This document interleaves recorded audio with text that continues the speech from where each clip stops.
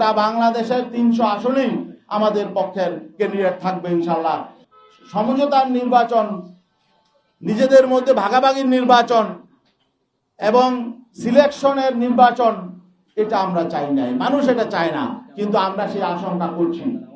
সেই আশঙ্কা থেকেও আমরা শঙ্কিত যে আগামী দিনে আসলে সুষ্ঠু, নিরপেক্ষ, গ্রহণযোগ্য নির্বাচন হবে কিনা, নাকি আমাদের সাথে ঐক্য করে তলে তলে আবার ভিন্ন রকম কিছু হবে, এই আশঙ্কাটাও আমাদের মধ্যে দেখা দিয়েছিল।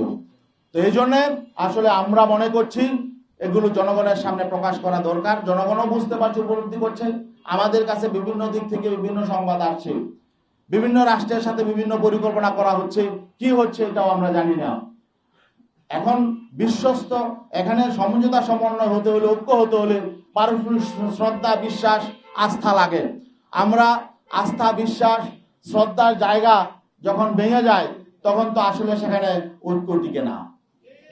এই জন্যে আমি ইসলামী আন্দোলন বাংলাদেশের মহতারাম আমিরের পক্ষ থেকে আদিষ্ট হয়ে আজকে আপনাদের সামনে এই কথাগুলো বললাম।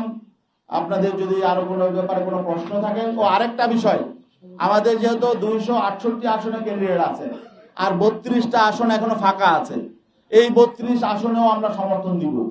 সেখানে কাদেরকে আমরা সমর্থন দিব সেটা আমরা মনোনয়নপত্র প্রত্যাহারের পরে আমরা ডিসাইড করব।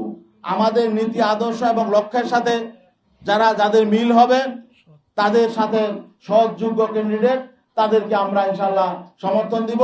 এবং আমরা আশাবাদী গোটা বাংলাদেশের 300 আসনেই আমাদের পক্ষের ক্যান্ডিডেট থাকবে ইনশাল্লাহ।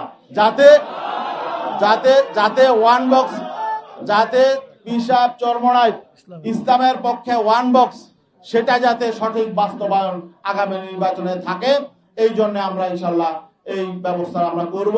সবাইকে ধন্যবাদ।